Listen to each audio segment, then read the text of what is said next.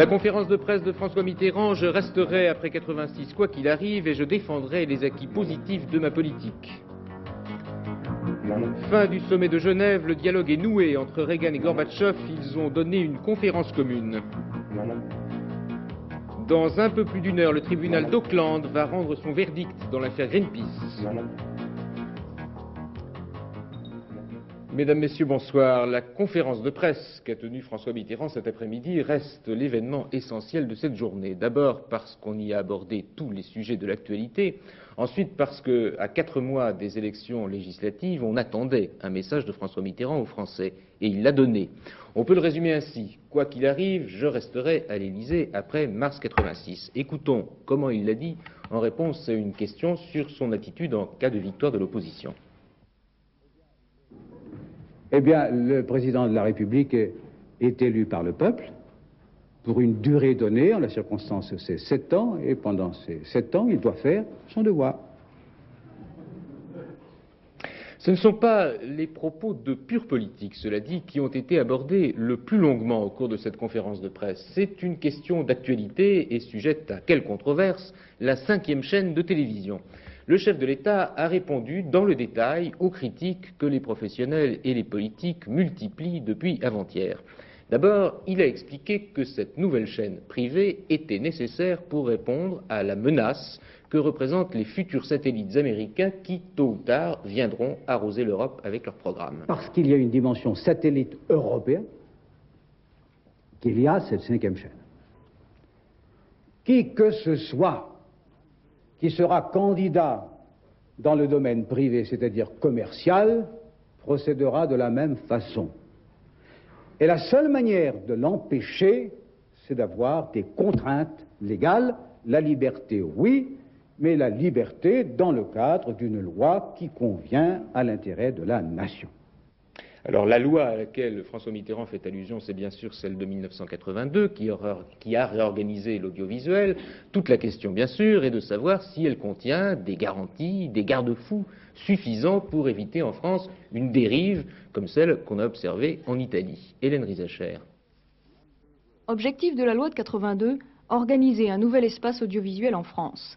En supprimant le monopole de programmation, elle permet à la 5 de naître aujourd'hui. La 5 est une concession de service public de 18 ans, renouvelable. D'abord diffusée par réseau hertzien, elle occupera d'ici un an l'un des canaux du satellite TDF1. La loi oblige les contractants, dès signature de l'accord, à fixer un cahier des charges. Ceci afin de protéger les professionnels du cinéma et les télévisions existant déjà. Celui de la 5 bénéficie toutefois de nombreux avantages par rapport au service public, au moins dans les 5 premières années de son lancement. Ainsi, les films de la 5 pourront être programmés 2 ans après leur sortie, contre 3 ans dans le service public et 1 an pour Canal+. Obligation de 25% de films français contre 50% pour les télévisions publiques et 60% à Canal+. En dehors du cinéma, 30% de la durée des émissions doivent être d'origine française, contre 60% dans le service public. Canal+ échappe à ses quotas. La 5 sera la seule autorisée à interrompre tous ses programmes, y compris les films, par la publicité. En revanche, obligation lui est faite de produire 500 heures d'émissions originales dans 5 ans. Mais ces limites issues de la loi restent pour le moment très théoriques. À l'intérieur de son espace de liberté, la première chaîne privée gratuite française doit encore faire ses preuves. Et nous en arrivons au passage proprement politique de cette conférence de presse où, bien entendu, François Mitterrand a été interrogé sur la fameuse question de la cohabitation. Il y a répondu en 2 temps. D'abord, il a exposé dans le détail les acquis positifs de la politique qu'il préside depuis 5 ans, en ajoutant qu'il continuerait de défendre ces acquis et que parmi eux figuraient un certain nombre de points autour desquels les Français pouvaient faire bloc. L'expression est de François Mitterrand. On ne rend pas justice autant qu'il le faudrait à l'actuelle majorité. Et oui, à l'actuelle majorité tant combattue, mais qui a assaini chaque jour l'économie. Qui, par sa lutte victorieuse, pour la première fois depuis si longtemps, contre l'inflation, se donne les moyens d'accroître le pouvoir d'achat des Français, et particulièrement des travailleurs. Qui modernise notre appareil industriel, qui forme hommes et femmes aux métiers de demain, qui sont déjà les métiers d'aujourd'hui. dont la politique culturelle, scientifique, sociale n'a pas eu d'équivalent depuis la dernière guerre. Ben oui, je n'ai pas de raison de le taire. Je crois que l'intérêt de la France est de poursuivre cette politique, et je le dis. Et puis, deuxième temps de la réponse de François Mitterrand sur l'après-mars 86, c'est précisément le thème de la cohabitation. J'ai mes préférences, dit le président de la République, et je l'ai dit, mais les opinions contraires peuvent et doivent s'exprimer, et c'est même le rôle de la démocratie que de trancher entre les unes et les autres. Je ne veux pas froisser le sentiment démocratique des opposants, qui ont bien le droit, autant que moi, autant que vous, d'affirmer leurs opinions. J'aurais pu continuer en disant: continuons la lutte contre l'inflation. Continuons de la réussir. C'est la clé de tout en matière économique. Mais je me suis arrêté là parce que je sais qu'il y a des doctrines différentes et que je n'entends pas imposer ce que je pense à ceux que je respecte et qui se trouvent en face, c'est-à-dire non pas des adversaires, mais des contradicteurs. Alors, Christian Doriac, bien sûr, on a posé au président de la République au moins 4 ou 5 fois la question sous une forme plus simple et ramassée: comment cohabiterez-vous en 86 si l'opposition l'emporte? Il n'a pas répondu d'une façon simple, mais il a répondu tout de même. Oui, l'odeur de cohabitation était très présente cet après-midi à l'Élysée. Tout en se refusant à imaginer cette situation, il a bel et bien précisé à quel type de cohabitation il se préparait et quel type de cohabitation il proposait à une majorité de rechange. Donc, la vraie surprise de cette conférence, c'est la définition des contours de ce bloc. Il n'a pas voulu lui substituer le mot de consensus, ce bloc sur lequel il considère que tous les Français devraient s'entendre et donc sur lequel il serait fâcheux, à son avis, de revenir après mars 86. Ce bloc, eh bien, c'est les acquis sociaux, la retraite à 60 ans, les 39 heures, la politique étrangère, l'immigration. Nous verrons tout cela en détail dans la deuxième partie de ce journal. Sur ce bloc, il s'engage donc en estimant qu'il y va de l'intérêt de la France de poursuivre dans cette direction. Reste une question, dans tout cela, qu'est-ce qui est négociable avec une majorité de droite? La réponse ne sera bien sûr pas donnée avant l'échéance. Et comme nous n'en sommes pas encore là, François Mitterrand s'est livré à une défense de son bilan en précisant qu'il restait fidèle aux principes de gauche, une défense moins nette que celle à laquelle on s'attendait. En fait, cet après-midi, on était très loin du moi ou le chaos de l'un de ses prédécesseurs. Le ton du président de la République était plutôt décrispé. Et si je peux me permettre une formule, disons que c'était beaucoup plus le président de gauche, président de tous les Français, que le président des Français de gauche ou du peuple de gauche, selon une formule consacrée. Oui, vous parliez de l'immigration, eh bien nous y arrivons. François Mitterrand a consacré un développement assez long à cette question, souvent brandie dans le débat politique et particulièrement par l'extrême droite. Pour faire comprendre son point de vue, il a utilisé une métaphore. Écoutons-le. Si je vais chez vous, si n'importe quelle personne entre chez vous et que vous la recevez, surtout si vous l'avez invitée, eh bien, quand ils sont chez vous, vous les considérez d'une certaine façon et vous leur dites très souvent: cher ami, ou cher monsieur, ou chère madame, vous êtes ici chez moi, donc vous êtes chez vous. Eh bien, je dis que les immigrés qui sont venus régulièrement en France, qui ont un contrat de travail, qui se sont insérés dans la vie française, et quand ils ne l'ont pas fait, c'est souvent qu'ils ne le pouvaient pas, qui nous apportent leur travail et leurs compétences, je dis, mesdames et messieurs, que les immigrés en France sont chez eux. Je ferai observer, mais vous le savez bien, que ce problème n'est pas un problème nouveau, qu'il était latent, qu'il aurait pu se poser d'ailleurs plus justement à une époque où l'on forçait la mise, où l'on allait recruter par camion, par avion charter, des milliers et des milliers d'immigrés que l'on désirait avoir dans certaines entreprises en France parce qu'ils coûtaient moins cher. C'était une politique du travail qui n'était pas exactement une politique sociale, mais je n'y reviens pas. Oui, François Mitterrand a précisé, même plus dans le détail, que le mouvement d'immigration avait culminé au cours de l'année 70 où 700 000 travailleurs étrangers étaient arrivés en France et que plus précisément, vous l'avez entendu, on était souvent allé les chercher dans leur pays. Anne Rongère et Claude Guénaud. C'est surtout l'automobile dans les années 60 qui manque de bras, mais aussi le bâtiment, le textile. Pour faire tourner les usines, construire les logements sociaux, la main-d'œuvre française ne suffit plus. L'immigration est un moyen de créer une certaine détente sur le marché du travail, déclare le président Pompidou. Cette main-d'œuvre sans qualification, bon marché et peu exigeante, des agents recruteurs vont la chercher dans les villages les plus reculés, du Maghreb, de Sicile ou du Portugal. En 10 ans, de 1965 à 1975, on passe en France de 2 300 000 immigrés à plus de 4 millions. Mais le manque de qualification, qui était l'atout des immigrés dans les années 60, ne joue plus à une époque où l'industrie se robotise. D'économique, le problème devient politique. Les immigrés sont chez eux en France. Cette petite phrase de François Mitterrand veut d'abord remettre les pendules à l'heure face à l'équation immigration, insécurité, chômage. Ensuite, du baume au cœur de ceux qui restent mi-figue mi-raisin face à une politique en 2 temps. 1. Dans la foulée du 10 mai, régularisation de 130 000 clandestins. 2. Juillet 84, coup de frein avec les restrictions sur le regroupement familial. D'un côté, les réguliers, de l'autre, les clandestins. Une distinction sur laquelle Laurent Fabius était tombé d'accord avec Jacques Chirac, ce qui avait suscité des remous à gauche. Aujourd'hui, changement de ton, François Mitterrand a préféré un discours humaniste sur un thème devenu électoral. Dernier chapitre à propos de la politique française, la situation économique et sociale. Répondant à une question sur le chômage, qui a continué d'augmenter ces dernières années, le président de la République a expliqué pourquoi ce problème était, selon lui, le plus long à résoudre, puisqu'il dépend des actions de fond. Entreprises, par exemple, pour moderniser notre industrie, former les hommes, et surtout lutter contre l'inflation, ce dernier combat étant, aux yeux de François Mitterrand, celui qui rend possible tous les autres. La réduction du chômage, c'est-à-dire le développement de l'emploi, c'est la résultante des autres réussites. Et non pas la première des réussites, c'est la conséquence. Nous nous sommes attaqués à la source et nous avons pris nos... Croyez-moi, c'est ce qui souvent désoriente une certaine partie de l'opinion populaire.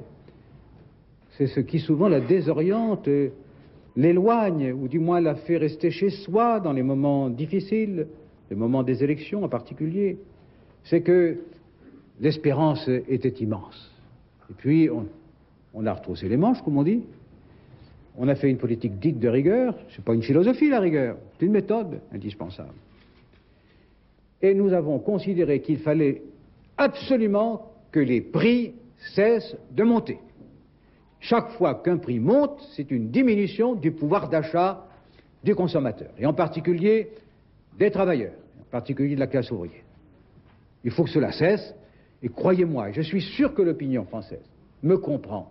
C'est par cela qu'il fallait commencer. Nous l'avons fait, que l'on ne nous en tienne pas rigueur. Voilà, résumé pour l'essentiel ce qui, dans cette conférence de presse, concernait la politique française. Je vous propose donc maintenant d'écouter les premières réactions que nous avons recueillies auprès des principaux partis politiques. Nous commencerons par celle du RPR. Le président de la République n'a vraiment pas dit grand-chose. Par exemple, il a refusé de répondre sur ce qu'il ferait l'année prochaine si la majorité parlementaire changeait. Or, je crois que c'est un point d'interrogation que les Français voudraient bien voir levé et le plus rapidement possible, et il se doit de répondre à cette question. En revanche, je crois qu'il a lancé la campagne électorale des socialistes, dont il a exposé les principaux thèmes de campagne. Il a dit, c'est ma dernière réflexion, sa fidélité aux valeurs de la gauche, et même interrogé sur des projets du Parti socialiste pour la prochaine législature, les garanties contre les mutations économiques, le minimum social. Il les a trouvés audacieux et a souhaité simplement qu'il soit compatible avec les contraintes économiques. En somme, avancer, agir, tout en étant réaliste, c'est la politique qu'il conduit à la tête du pays. Je pense, il pense, qu'elle mérite cette politique d'être approuvée par les Français. Ça n'est pas parce qu'on se sent chez soi en France que l'on déteste les autres, ni qu'on est xénophobe. Simplement, le Front National préfère, lui, les Français et la France. Et il pense que si la majorité des Français le désire, et quand elle l'exprime, les étrangers qui ne sont pas chez eux dans notre pays doivent rentrer dans le leur. Le président de la République n'a rien dit de ce qui nous préoccupe, le chômage, la sécurité des Français. Il a parlé pendant plus de 20 minutes d'une chaîne de télévision, celle qu'il a choisie, sans ouvrir d'ailleurs de compétition, de concurrence. Il n'a rien dit. Il a fait du commentaire, d'autosatisfaction. Je dirais que c'était du mauvais Fabius. Dernière réaction, celle du Parti communiste français qui a été délivrée sous la forme d'un communiqué de Georges Marchais, qui dit en particulier: le gouvernement socialiste, par les résultats désastreux de sa politique, est en train de dérouler le tapis rouge sous les pas de la droite jusqu'à lui ouvrir toutes grandes les portes du pouvoir en mars 86, communiqué signé donc Georges Marchais.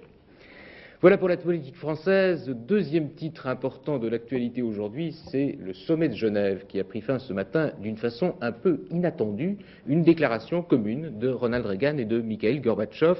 On n'en attendait pas tant. Cette initiative ne veut pas dire sans doute que sur le fond beaucoup de problèmes ont été réglés entre soviétiques et américains, mais cela montre à l'évidence qu'on est sorti de l'atmosphère de guerre froide.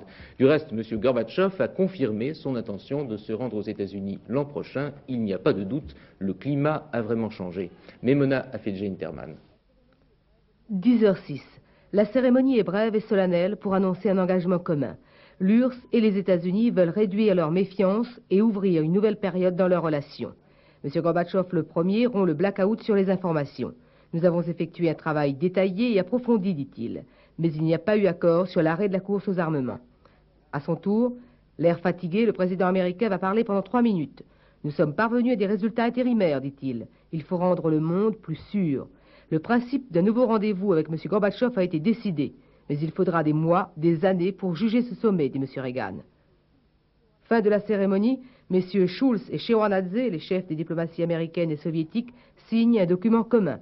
En résumé, Américains et Soviétiques affirment qu'ils feront tout pour éviter une guerre nucléaire et la prolifération de l'arme atomique.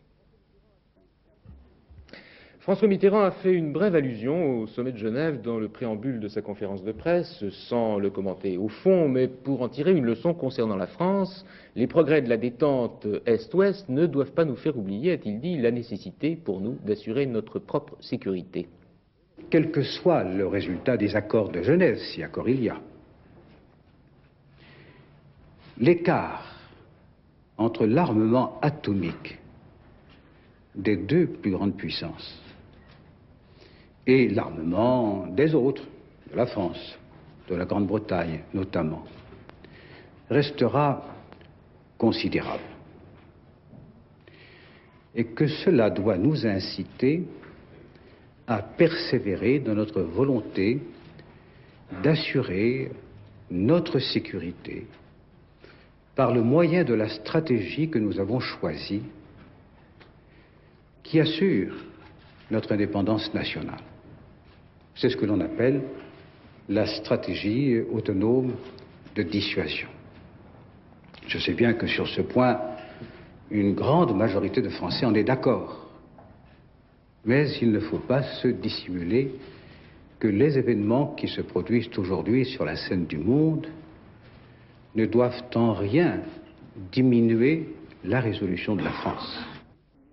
Et puis François Mitterrand a également ajouté que l'Europe devait elle aussi tirer les leçons de la militarisation de l'espace qui se dessine chez les Américains et chez les Soviétiques. Il faut selon lui que les Européens se préparent eux aussi aux techniques militaires spatiales. Enfin, dernier sujet abordé dans cette conférence de presse, l'affaire Greenpeace et précisément le sort des 2 agents français emprisonnés à Auckland. Écoutons d'abord ce qu'a dit François Mitterrand à leur propos.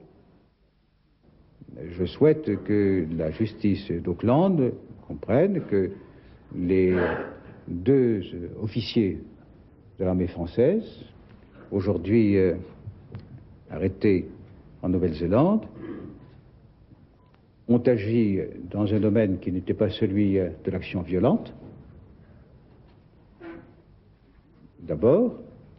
Ensuite, qu'ils ont agi non pas de leur propre mouvement, mais par discipline, et que cela leur confère un caractère tout à fait différent de celui qu'on aurait pu imaginer à la lecture des premières réactions néo-zélandaises sur ce point.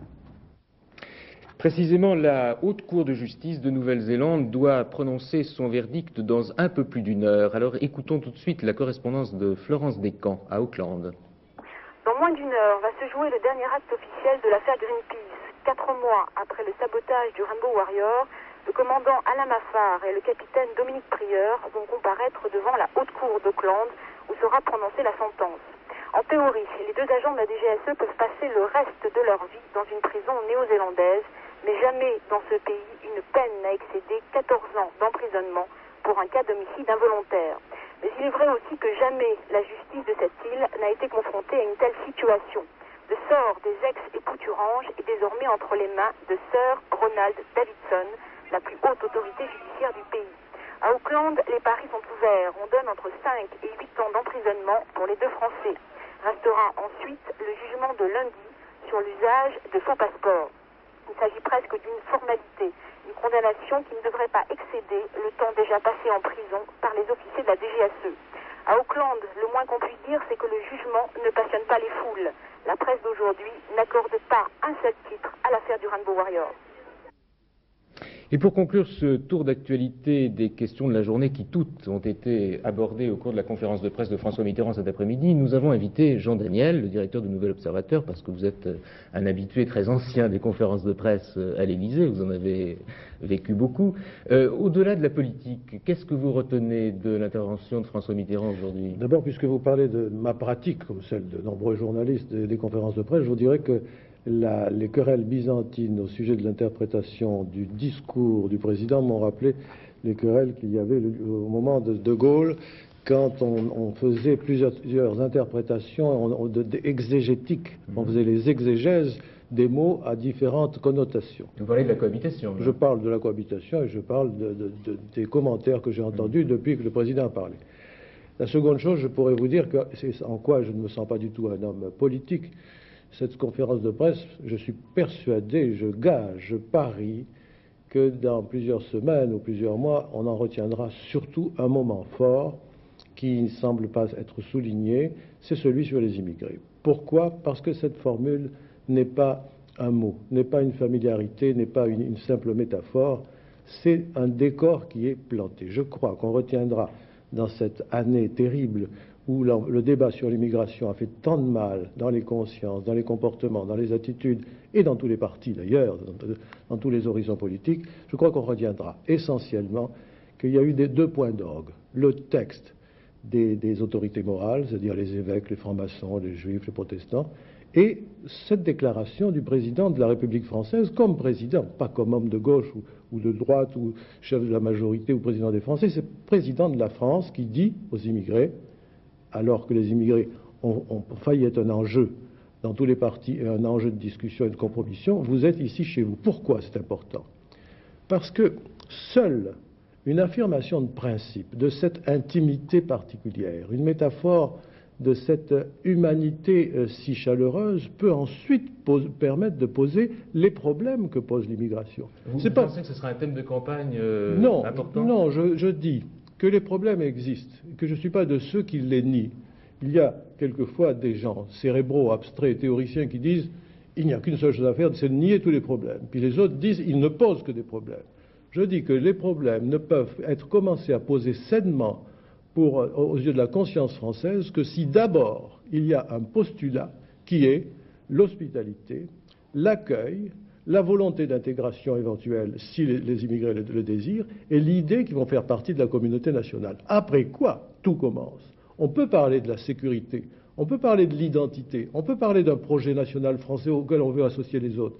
Mais le grand vice qui a eu lieu dans ce débat, c'est d'inverser les notions, que d'un côté, on soit dans une sorte d'abstraction négative du problème, et de l'autre côté, le problème envahisse tous les postulats qui devraient être préalables à toute espèce d'examen d'une situation particulière. Rapidement, Jean Daniel, et pour conclure, sur le ton de François Mitterrand, l'avez-vous trouvé à l'aise aujourd'hui alors qu'il est sujet à bien des critiques en ce moment? Écoutez, là non plus, je ne vais pas être membre de la société politique en vous disant que moi je l'ai trouvé paternel, accueillant, habile, incroyablement ouvert et respectueux de l'opposition et des opposants, soucieux, beaucoup plus, comme il l'a dit, comme je viens de l'entendre, vous entendre, et j'ai entendu votre commentaire, soucieux de ne pas froisser le sentiment démocratique des opposants, mais il est évident que l'essentiel, c'est aussi un fond de décor, c'est le non-dit. car ni le président de la République, ni les gens que vous avez fait réagir n'ont fait état de la vérité que tout le monde pressent. C'est quoi la vérité? Il va y avoir des élections. Et dans ces élections, tout le monde sait qu'il y a une vraisemblance assez forte pour que la droite l'emporte. Mais la grande histoire, c'est la façon dont éventuellement la gauche pourrait perdre. En deçà de 180 sièges à l'Assemblée nationale, disons que le chef de la majorité, disons M. Chirac, sera de 180 sièges pour le Parti socialiste. M. Chirac sera obligé, même s'il ne le veut pas parce que ce n'est pas son intérêt personnel, de demander la démission du président de la République. Le non-dit, c'est qu'il y a une communauté d'intérêts, curieusement, entre le président de la République et M. Chirac, disons si c'est le chef de la majorité, pour que l'échec, si échec il y a, ce que je ne souhaite pas, du Parti socialiste, soit le moins important possible. Merci Jean-Daniel. Concluons comme chaque soir avec l'examen des marchés financiers. C'est toujours l'euphorie pour les valeurs françaises à la Bourse de Paris. Le dollar, pour sa part, continue sa baisse à dose homéopathique. Martine Thiébaut. Pour la première fois depuis 2 semaines, le dollar a coté en dessous de 7,90 francs à Paris. Le marché des changes est sceptique et prudent sur l'excellent chiffre de la croissance américaine au 3e trimestre. Par contre, il se fatigue d'attendre la réduction du déficit budgétaire. À la Bourse de Paris, la fête continue. Pour la fin du mois boursier, on s'est offert un nouveau record. Les valeurs françaises ont progressé de 16% en un mois. Les étrangers continuent d'acheter. À la corbeille, on voit même arriver des ordres japonais. Nouveau record également à Wall Street où l'indice Dow Jones est reparti vigoureusement vers de nouveaux sommets. Les investisseurs sont maintenant persuadés que les taux d'intérêt vont baisser, ce qui favorise toujours les achats d'actions. Je vous donne encore l'arrivée du quartier à Vincennes, 12, 16, 4 et 8. Les rapports, vous les voyez, pour 5 francs, dans l'ordre 83 903 francs et dans un ordre différent 6 264 francs. Et puis le temps demain, moins de neige, mais toujours de la grisaille et du froid. Il pourra tout de même localement tomber quelques flocons et aussi de la pluie verglaçante qui rendra les routes très dangereuses, bien sûr. Seule région favorisée, le midi, où les éclaircies prédomineront. Les températures resteront négatives sur toute la France, sauf près de la Méditerranée. On reste très en dessous des normales saisonnières, note la météo. Demain soir, 2 rendez-vous. D'abord 19h, la première édition avec Richard Tripot, et je vous retrouverai pour ma part à 22h40 pour l'édition de la soirée. Et avant de vous quitter, je vous rappelle les principales nouvelles de la journée. Bonsoir et à demain. François Mitterrand et l'après-mars 86, il défendra les acquis de la politique qu'il a conduite. Reagan-Gorbatchev, la glace a été rompue à Genève, le numéro 1 soviétique se rendra l'an prochain aux États-Unis. Dans 1 heure, la Haute Cour de Nouvelle-Zélande rendra son verdict à propos de l'affaire Greenpeace.